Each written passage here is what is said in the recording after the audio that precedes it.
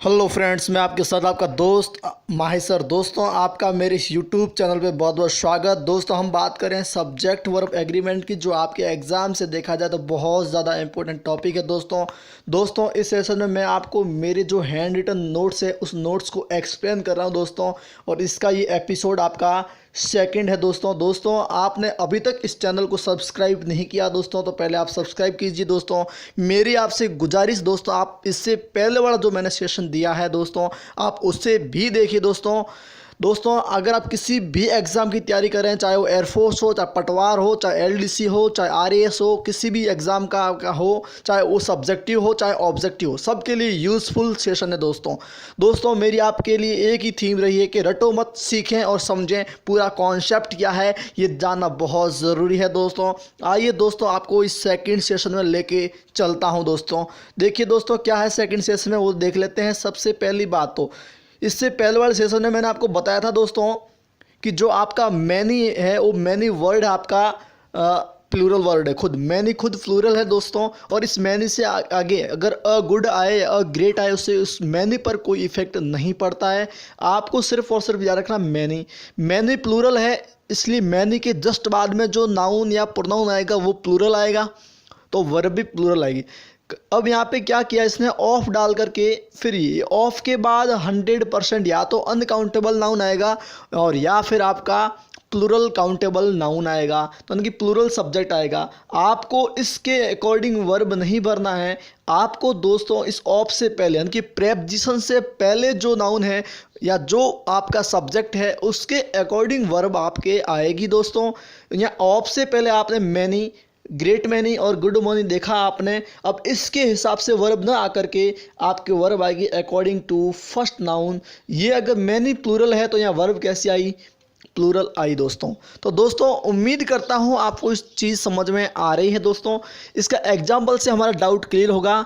Example है आपका, many of students help the poor students. अब यहाँ देखो क्या मिला आपको, स्टूडेंट्स मिला और इससे पहले आपको ऑफ दिख रहा है और ऑफ से पहले मैनी। अब ये जो हेल्प वर्ब आई है ये स्टूडेंट के हिसाब से ना आकर के ये मैनी के हिसाब से यहाँ पे हेल्प आई है। Many of student help the poor student, यानी कि गरीब छात्रों की मदद बहुत सारे विद्यार्थी करते हैं दोस्तों। अब यहाँ अ गुड मैनी, कुछ लोग देखते हैं यहाँ ए आया थी वर्ब सिंगुलर, ए से इस मैनी पर कोई इफेक्ट नहीं पड़ रहा है दोस्तों।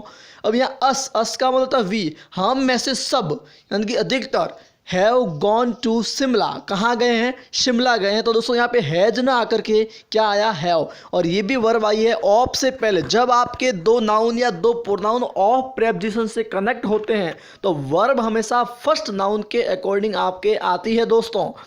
इसमें भी आप देखिए, many of them are simple. अब यहाँ पे देखिए दैम से पहले ऑफ और ऑफ से पहले है मैनी, तो ऑफ से पहले मैनी है तो मैनी के अकॉर्डिंग दोस्तों आपकी वर्ब सही होगी आर। दोस्तों उम्मीद करता हूँ आपको इस सेशन का पहला रूल्स आपको एकदम समझ में आया। ये तभी समझ में आएगा जब आप इससे पहले वाला सेशन देखोगे तो आपको पूरा कॉन्सेप्ट समझ में आएगा दोस्तों। देखता हूँ दोस्तों अगला टॉपिक क्या है, अगला इसका पॉइंट क्या है। अब मैं फिर बात मैनी की कर रहा हूँ दोस्तों। मैनी का मतलब बहुत से होता है, ज़्यादा होता है। मैनी खुद फ्लूरल है, लेकिन दोस्तों जब मैनी के बाद में, मैनी से पहले ए गुड ग्रेट आए उससे कोई इफेक्ट नहीं। अगर मैनी के जस्ट बाद में अगर ए या एन आता है, अगर मैनी के बाद में देखिए दोस्तों यहाँ ए और एन आपको दिख रहा है, अगर ये आ गया तो आपको, अब ए और एन आर्टिकल है और ये आर्टिकल हमेशा सिंगुलर काउंटेबल नाउन से पहले यूज किए जाते हैं, तो ध्यान रखना यहाँ ए या एन के बाद सिंगुलर होगा और वो भी काउंटेबल होगा। उसके बाद अब ये अगर सिंगुलर है, अब यहाँ पे मैनी का कोई मतलब नहीं है। अब आप इसके हिसाब से आपके यहाँ वर्ब आएगी सिंगुलर वर्ब दोस्तों। ये वेरी इंपॉर्टेंट है दोस्तों, कई बार एग्जाम में पूछा गया है। मैनी के बाद ए या एन आता है फिर सिंगुलर शब्द, ध्यान रखना। मैनी से पहले अगर ए और एन है उससे वर्ब आएगी मैनी के अकॉर्डिंग, उससे कोई फर्क नहीं पड़ेगा मैनी पर। मैनी के बाद में ए और एन है तो ए और एन के बाद सिंगुलर सब्जेक्ट होगा और इसी सिंगुलर सब्जेक्ट के अकॉर्डिंग आपके वर्ब भी कैसी आएगी दोस्तों, सिंगुलर आएगी दोस्तों। एग्जाम्पल देखिए आप, मैनी अ स्टूडेंट। अब देखो स्टूडेंट्स ने लिखा, मैंने मैनी अ स्टूडेंट। अब यहाँ पे आर ना लेकर के मैंने लिखा इज, क्या लिखा, is. A student is absent from the class, यानी कि मैनी अ स्टूडेंट इज, यानी कि विद्यार्थियों की, बहुत सारे विद्यार्थियों की निश्चित संख्या is absent from the class. Many an elephant is my favourite. तो देखिए दोस्तों यहाँ पे इज आ रहा है, इस मैनी से कोई मतलब नहीं हो रहा है। अगर यहाँ बीच में ऑफ वगैरह होता तो कुछ चेंज होता था, लेकिन यहाँ पे देखिए मैनी के बाद जब ए या एन हो और उसके बाद सिंगुलर सब्जेक्ट हो तो दोस्तों आपके वर्ब कैसी आएगी, सिंगुलर ही आएगी। दोस्तों अगर वीडियो में आपको मज़ा आ रहा है तो दोस्तों आप इस सेशन को लाइक कर दीजिएगा। देखते हैं दोस्तों अगला नियम आपका है, अगर आपके इंग्लिश के सेंटेंस में आपका सब्जेक्ट, सेंटेंस का सब्जेक्ट दोस्तों एवरीबॉडी, समबडी, कुछ लोग इसको बॉडी पढ़ते हैं और उनको मज़ा भी आता है, एवरीबॉडी, समबॉडी, नो बॉडी। ये बॉडी नहीं है दोस्तों, ये है बडी। हाँ, अगर ये एक सिंगल वर्ड है तो अब इसको हम बॉडी पढ़ सकते हैं, बॉडी। लेकिन जब ये दोस्तों किसी से कनेक्ट हो जाता है तब ये ग्रुप वर्ड बन जाता है, तब इसको बडी पढ़ा जाता है। देखिए दोस्तों, everybody, somebody, nobody, anybody, everyone, someone, anyone etcetera, ये सिंगुलर, यानी कि जन्मजात कैसे हैं, ये सिंगुलर है। अगर ये सिंगुलर है तो इनके साथ वर्ब कैसी आएगी दोस्तों, सिंगुलर आएगी। और इनके लिए जो प्रोनाउन यूज किया जाएगा वो हमेशा ही, हिज, हिम और हिमसेल्फ यूज होगा। लेकिन जब हम इसका क्वेश्चन टैग बनाएंगे, अगर इसका इसी क्वेश्चन का, इसी शब्दों से, इसी सब्जेक्ट का जब क्वेश्चन टैग बनता है तो उसमें आपको दोस्तों दे का यूज करना पड़ता है। बाकी इन सब में ही, हिज, हिम का यूज करते हैं। देखिए दोस्तों, एग्जाम्पल से आपका डाउट क्लियर होगा। मैं आपको क्वेश्चन टैग भी बताऊंगा दोस्तों। देखिए यहाँ समवन लिखा, वर्ब कैसी आएगी, सिंगुलर इज सही है। यहाँ एवरीवन है, वर्ब कैसी आएगी, सिंगुलर हेल्प सही है। यहाँ समवन हैज सही है। ये देखो क्वेश्चन टैग का सवाल है। अगर मैं इसी सवाल को देखो, इसमें देखो आपका जो 3rd नंबर एग्जाम्पल, इसमें देखिए समवन के साथ यहाँ हैज सही, आगे प्रोनाउन आया तो देखो यहाँ क्या आया, हिज आया।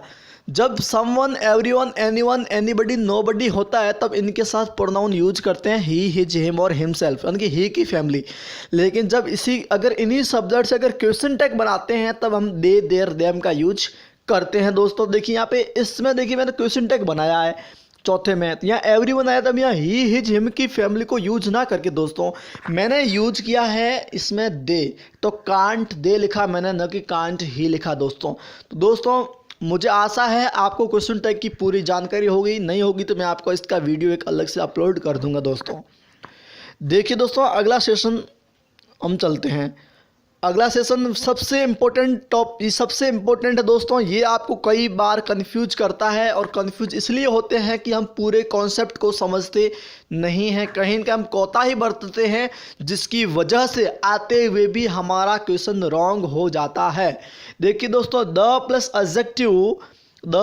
एडजेक्टिव, यहाँ देखिए प्लूरल नाउन है। तो अब देखो एक मैं बात बताता हूँ, एडजेक्टिव होता है वो किसी नाउन और प्रोनाउन की क्या बताते हैं, विशेषता बताते हैं। क्या बताते हैं, विशेषता बताते हैं। जिनकी ऐसे शब्द जो इंग्लिश के वाक्य में कैसा या कैसी का आंसर देते हैं वो आपके एडजेक्टिव कहलाते हैं। और एडजेक्टिव के आगे अगर द आर्टिकल लग जाता है तो वो दोनों मिलकर के एक प्लूरल नाउन की रचना कर देते हैं। और अगर ये दोनों मिलकर प्लूरल नाउन बन जाता है तो इनके साथ वर्ब कैसी आएगी दोस्तों, प्लूरल ही आएगी।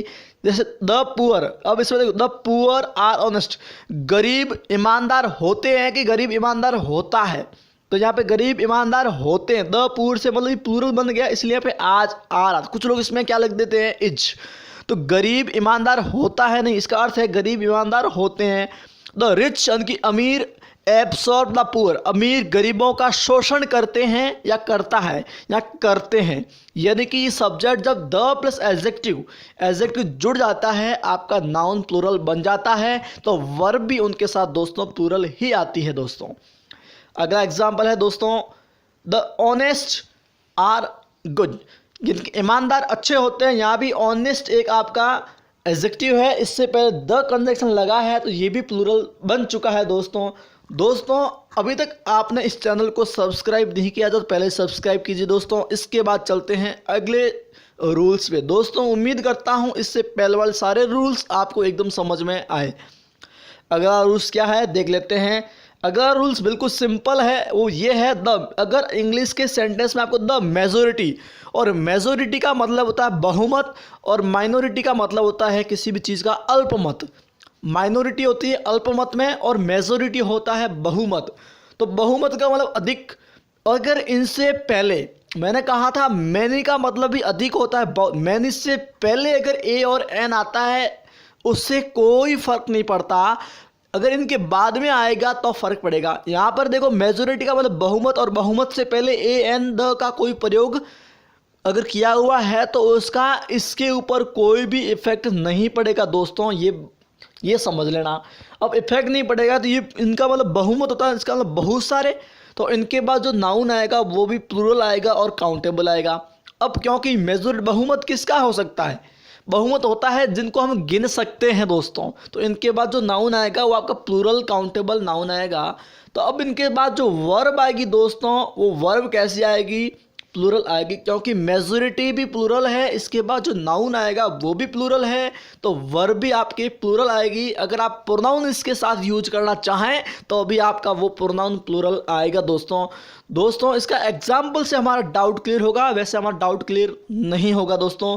बिल्कुल आप समझिए, जुड़े रहे मेरे से दोस्तों, एंड तक इस वीडियो को देखिएगा दोस्तों। अगली चीज़ देखिए, द मेजोरिटी ऑफ कैंडिडेट्स, यहाँ देखो द मेजोरिटी ऑफ कैंडिडेट्स, यहाँ ऑफ के बाद कैंडिडेट्स लिखा। अब इससे पहले यानी कि ऑफ से पहले जब आपका सेंटेंस में सब्जेक्ट जो ऑफ से कनेक्ट है तो वर्ब आपके ऑफ से पहले वाले नाउन के हिसाब से आती, ध्यान रखना। तो यहाँ कैंडिडेट्स के बाद आगे लिखा हुआ मेजोरिटी। अब मेजोरिटी के हिसाब से यहाँ सही क्या होगा, आर। अब मेजोरिटी ऑफ बॉयज़, यहाँ बॉयज़ से हिसाब से वर्ब नहीं आई, वर्ब आई मेजोरिटी के अकॉर्डिंग, तो यहाँ आर सही। यहाँ भी ए मेजोरिटी है, एक अगर मेजोरिटी से पहले है, सॉरी मिनोरिटी है, माइनॉरिटी से पहले अगर ये, इससे कोई फर्क नहीं पड़ेगा। Girls are uneducated. तो दोस्तों बात ये ध्यान रखनी है, अगर आपका सेंटेंस का सब्जेक्ट ऑफ से कनेक्ट किससे है, ऑफ से कनेक्ट है, तो वर्ब ऑफ से पहले वाले सब्जेक्ट के हिसाब से आती है। मेजोरिटी आपका प्लूरल सब्जेक्ट है, न कि सिंगुलर है। इनके साथ जो वर्ब आएगी बाबू, वो आपकी वर्ब आएगी प्लूरल आएगी दोस्तों अभी तक लाइक नहीं किया तो लाइक ज़रूर कीजिए और इसको शेयर भी कीजिए दोस्तों अगली चीज़ और अगला नियम आपको बहुत ज़्यादा मार्क्स दिलवा सकता है दोस्तों। वो चीज़ ये है कि देखिए, इसका जिक्र मैंने पहले भी किया था और फिर कर देता हूँ दोस्तों, कोई टेंशन नहीं है, बस आप समझते रहिए। आपका सफल होना ही मेरा उद्देश्य है, आपको सफलता दिलाना, आपको सफलता के चरण को बढ़ाना, यही मेरा टारगेट है दोस्तों। देखिएगा, जब दो नाउन और ये जो नाउन आया वो सेम का सेम नाउन यहाँ आया और बीच में कोई न कोई प्रेपोजिशन है, तो ये सेम नाउन रिपीट हो। पहली बात तो दोनों सेम नाउन सिंगुलर होंगे, अगर ये दोनों सिंगुलर है तो वर्ब भी कैसे आएगी, सिंगुलर आएगी। जैसे देखो, बॉय आफ्टर बॉय, ये आफ्टर एक प्रेपोजिशन है, इसके पहले बॉयज नहीं आया, बॉय यानी कि लड़के के बाद लड़का, तो बॉय इधर भी बॉय, दोनों नाउन सेम है, बीच में प्रेपोजिशन है, तो वर्ब कैसे आएगी, सिंगुलर आएगी।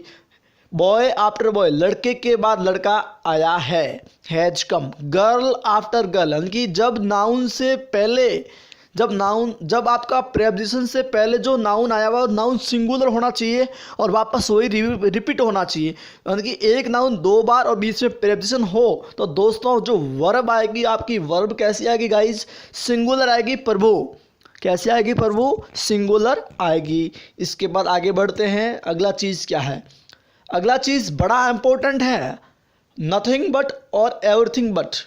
नथिंग बट और एवरीथिंग बट के बाद जब सिंगुलर अनकाउंट, इसके बाद अगर अनकाउंटेबल नाउन आए, और अनकाउंटेबल कैसे होते हैं, सिंगुलर, चाहे इनके बाद प्लूरल काउंटेबल नाउन आए, समझ गए, तो वर्ब तो सिंगुलर ही आएगी, क्योंकि नथिंग और एवरीथिंग ये दोनों सिंगुलर होते हैं, और अगर ये सिंगुलर है तो इनके ऊपर बट का कोई इफेक्ट नहीं पड़ता, बट एक कंजंक्शन है दोस्तों।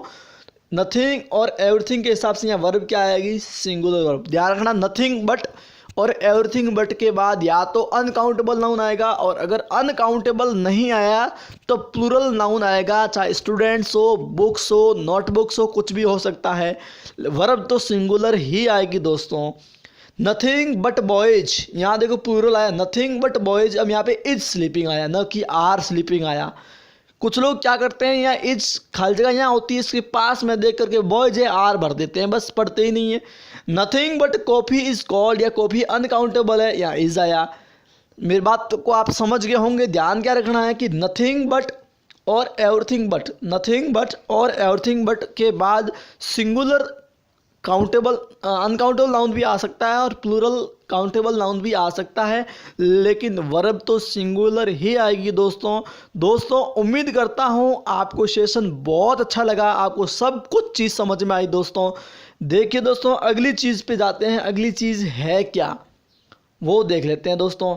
अगली चीज़ बड़ी इंपॉर्टेंट है, वो ये है अर्थमेटिक हिसाब में सम्स का मतलब होता है जोड़।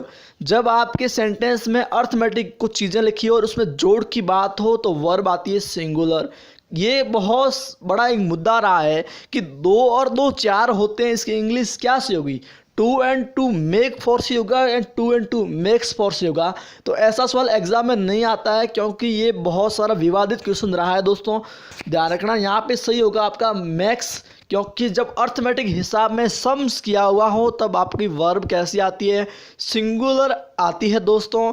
अगली चीज़ पे हम गौर करते हैं। अगला चीज़ क्या है, देखिए दोस्तों, बहुत इंपॉर्टेंट रूल्स है आपका वो ये है, अगर किसी भी सब्जेक्ट, चाहे वो सब्जेक्ट फिजिक्स हो, मैथमेटिक्स हो, इंग्लिश हो, हिंदी हो, इकोनॉमिक्स हो, सिविक्स हो, कोई भी आपका अगर सब्जेक्ट है और सब्जेक्ट से पहले द आया हुआ है, या पजेसिव केस, पजेसिव कहने का मतलब माई, योर, हिज, हर, यानी कि सी, हर में से बीच वाला हर, आई, माई, मी में से माई, वी, अवर, अस में से अवर, ही, हिज, हिम में से हिज।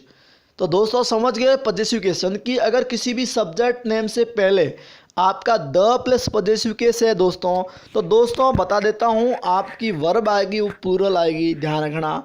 तो द फिजिक्स, यहाँ फिजिक्स से पहले द है और यहाँ पे क्या आया, आर। हालांकि सब्जेक्ट एक है फिर भी आर।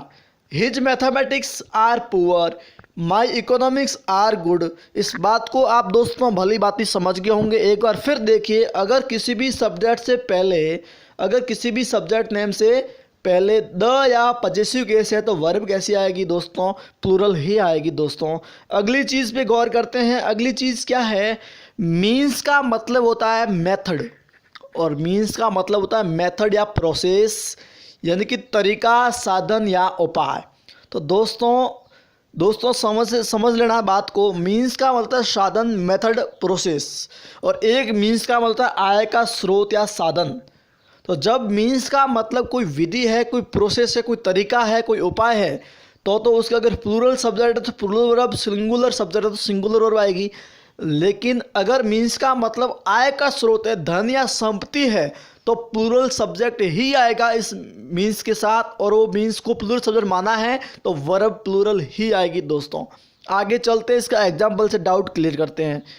देखिए दोस्तों, यहाँ पे मीन्स, दिस मीन्स, यहाँ दिस लिखा हुआ है, इसका मतलब means singular, this means of travelling, यानी कि यात्रा का ये मीन्स। अब यहाँ पे देखो एक साधन की बात हो रही है और व्हीकल की, न कि आय के स्रोत की बात। तो यहाँ पे देखो क्या होगा, इज आया, इज सिंगुलर माना, समझ गए, क्योंकि सिंगुलर के साथ सिंगुलर, ये दिस सिंगुलर इसलिए सिंगुलर। अगर यहाँ पे दीज होता तो यहाँ आर आता। फिर देखो यहाँ मैंने दिस की जगह मैंने दीज कर दिया तो यहाँ आर हो गया ऑटोमेटिकली। अब यहाँ पे his means are very small, उसके पास आय बहुत कम है। यानी कि जब आप मीन्स का मतलब इनकम से निकालते हैं तो वर्ब प्लूरल ही आएगी। दिस मीन्स ऑफ प्लेइंग, यानी कि खेलने का ये साधन, अब यहाँ इज है क्योंकि यहाँ पर भी एक साधन से मतलब है, न कि इनकम के स्रोत से। तो दोस्तों उम्मीद करता हूँ आपको सेशन बहुत अच्छा लगा, और देखते हैं इसमें और क्या क्या रूल्स मैं लेके आया हूँ आपके लिए। देखते रहिए बस, आप छोड़िए मत इस क्लास को दोस्तों। देखिए दोस्तों, अगली चीज़ है एसो नीदर नॉर। अगर एसो नीदर नॉर के बाद प्लूरल वर्ब आई हुई है, सॉरी, एसो नीदर नॉर के बाद अगर आपके बीच में यहाँ खाली जगह है और इसके बाद में अगर प्लूरल सब्जेक्ट है तो वर्ब कैसी आएगी, प्लूरल। यानी इसमें इनके हिसाब से वर्ब ना आकर के स्पेस के बाद, खाली जगह के बाद जो सब्जेक्ट आएगा उसके अकॉर्डिंग ऐसे उल्टी वर्ब भरनी है। एसो नीदर के नॉर के बाद अगर यहाँ खाली जगह है फिर आपका सब्जेक्ट है तो यहाँ इसके अकॉर्डिंग क्या आएगी, सिंगुलर वर्ब। देखिए एग्जाम्पल से करते हैं। शी इज़ अ सिंगर, वो एक सिंगर है। यहाँ एज लिखा हुआ है ना, फिर खाली जगह है, फिर यहाँ लिखा हर सिस्टर। अब यहाँ हर सिस्टर सिंगुलर है तो यहाँ एज आया, यानी कि यहाँ पे इस हर सिस्टर के हिसाब से verb I. He wants to help you so do I. अब यहाँ आई के हिसाब से यहाँ क्या आया, डू आया। क्या है दोस्तों, डू। उम्मीद करता हूँ दोस्तों आपको चीज़ समझ में आई। वापस समझिए, एस सो नीदर नॉर के बाद जो स्पेस आएगा, जो खाली जगह आएगी, वो खाली जगह के बाद आने वाले सब्जेक्ट के हिसाब से भरी जाएगी। अगर सब्जेक्ट सिंगुलर होगा तो वर्ब सिंगुलर होगी, सब्जेक्ट प्लूरल होगा तो वर्ब भी प्लूरल होगी दोस्तों। अगर आप दोस्तों इसको नोट करना चाहें तो इस वीडियो को आराम से रोक कर सकते हैं, आराम से इस वीडियो को पॉज कर सकते हैं दोस्तों। आगे चलता हूं दोस्तों, आपको अगले नियम की तरफ ले जाता हूं। अगला नियम क्या है, यदि इंग्लिश के सेंटेंस में गाइज, यदि इंग्लिश के सेंटेंस में आपको एक नाउन मिले और उस नाउन के बाद ऑफ और फिर नाउन, यानी कि जब दो नाउन ऑफ से जुड़े होते हैं तो वर्ब हमेशा फर्स्ट नाउन के अकॉर्डिंग आएगी। जब दो नाउन ऑफ या किसी प्रेपोजिशन से जुड़े हैं तो वर्ब जो आएगी वो आपके फर्स्ट नाउन के अकॉर्डिंग ही आएगी दोस्तों। तो यहाँ पे नाउन ये जो होगा उसके हिसाब से वर्ब आएगी दोस्तों। जैसा कि आप देख रहे हैं कि इसके हिसाब से वर्ब आएगी दोस्तों। एग्जाम्पल देखिए, the students of this class. यहाँ दिस क्लास तो सिंगुलर है लेकिन यहाँ ऑफ से जुड़ा हुआ है। अब इस स्टूडेंट के हिसाब से यहाँ सही क्या होगा, आर।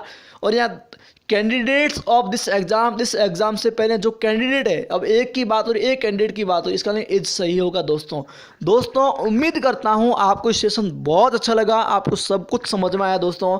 अगली चीज़ पे ले चलता हूँ आपको। अगली चीज़ है क्या दोस्तों, इंग्लिश में याद करने से बेहतर होता है समझना। इंग्लिश को अगर समझ लिया तो ज़िंदगी भर आपकी, अगर रट लिया तो ज़िंदगी भर आपकी दुश्मन बन जाएगी दोस्तों।